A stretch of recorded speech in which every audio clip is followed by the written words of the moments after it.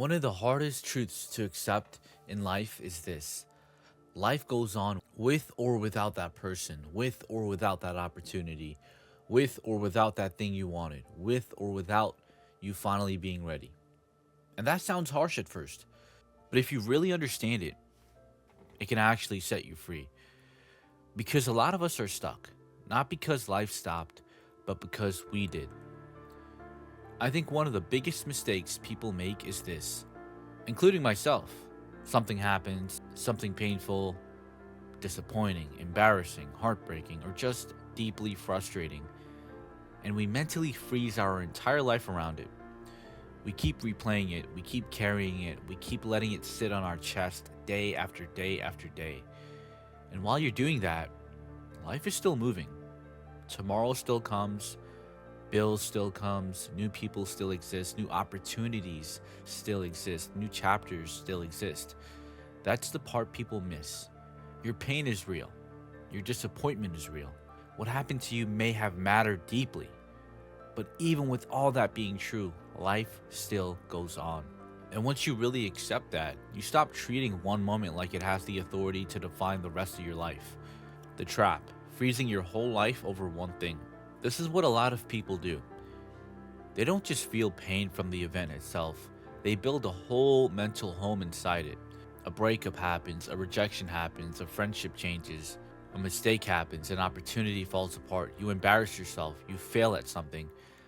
You don't take the shot you wanted to take. And instead of letting it be one chapter, you let it become the lens you see everything through. Now every day feels heavier. Now every future possibility gets judged through that old pain. Now you stop seeing life as open. You start seeing life as closed. That's where people get trapped in the ongoing relationship they keep having with the event. The big truth. Here's the truth that can either depress you or wake you up. You can hate yourself. You can beat yourself up. You can keep saying, I should have. You can stay in your comfort zone. You can stay stuck. And life will still keep moving. That's why this idea is so powerful. Because once you realize life is not waiting for you, you have a choice. You can keep dragging the old thing behind you, or you can start walking again. That's the shift. Not pretending it never hurt, not acting like you're instantly healed. Just understanding this is not the end of life. It's one painful chapter inside a life that is still unfolding. Why this hits so hard? I think this hits people hard because deep down, a lot of us act like one moment ruined everything. Not always out loud, but mentally. We say things like, ever since that happened, after that, I was never the same. I wish I could go back. If that didn't happen, maybe my life would be different. And maybe it would be different. But that's not the point. The point is, this is the life you have now.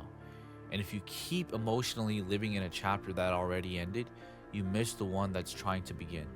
That's the tragedy. Not that the bad thing happened, that it keeps happening in your mind long after the moment is gone. A simple way to understand it. Think about it like this. Let's say something painful happened 6 months ago. That day ended, then another day came, then another, then another. The world didn't stop. Sun still came up, people still laughed, cities still moved, music still played, new memories still became possible.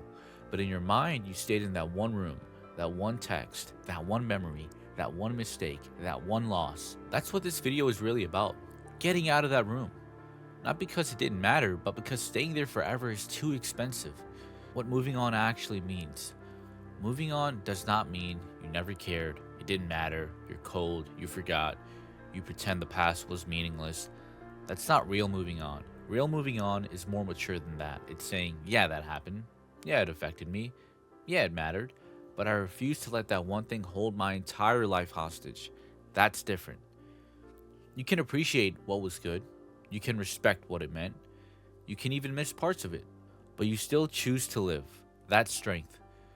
The outsider perspective. Mel Robbins talks about time passing whether you act or not, using the image of life melting away while people keep waiting for the perfect time. That idea fits this video perfectly. You can spend years replaying something, but time will not slow down while you do it. And Jay Shetty's conversation with Logic centers on another part of this truth. What happened to you in the past does not have to be the thing that decides where your life goes next. That's the combination people need. Time is moving, The past is real, but it does not own the future unless you keep handing it the keys. Example 1. The thing you didn't get. Let's make it real. Say you wanted something badly: a position, a job, an opportunity, a product, a person, a life path, and it didn't happen. A lot of people stay mentally parked there. They keep looking at what could have been. They keep imagining the version where it worked. They keep living in if only. Meanwhile, real life is still in front of them: new doors, new chances, new plans, new growth. But because they're emotionally staring backward, they miss what's literally in front of them. That's what I mean when I say life goes on with or without it. Even without the thing you wanted, life still has movement in it. But you have to be willing to look up and see it. Example 2, embarrassment or regret. Another one. Maybe you didn't do something you wish you had done. Maybe fear beat you that day. Maybe you stayed quiet. Maybe you didn't take the shot. Maybe you played it safe. Maybe you embarrassed yourself. Now you're carrying that moment like it ruined your whole identity. But think about how many people do this. They lose weeks, months, even years over something that lasted 5 minutes. 5 minutes. Life after that 5 minutes still happened. People forgot. The day moved on. The world moved on. But you didn't. That's why this perspective matters. It reminds you you are allowed to continue. Example 3, loss of a chapter. This one is harder, but it matters. Sometimes it's not one bad moment. Sometimes it's the ending of a whole chapter.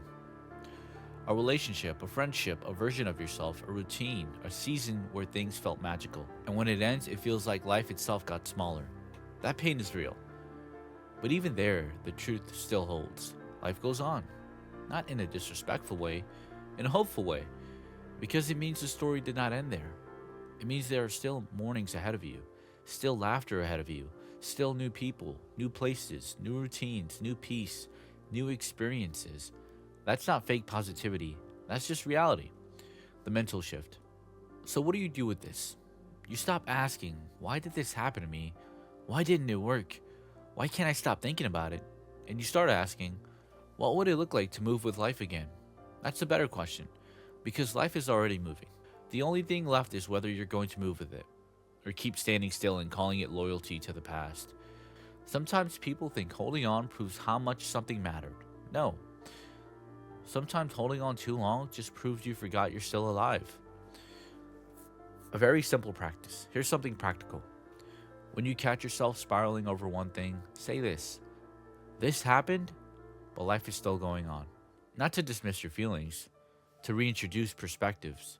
Then ask, what is one thing I can do today that belongs to my current life, not my old one?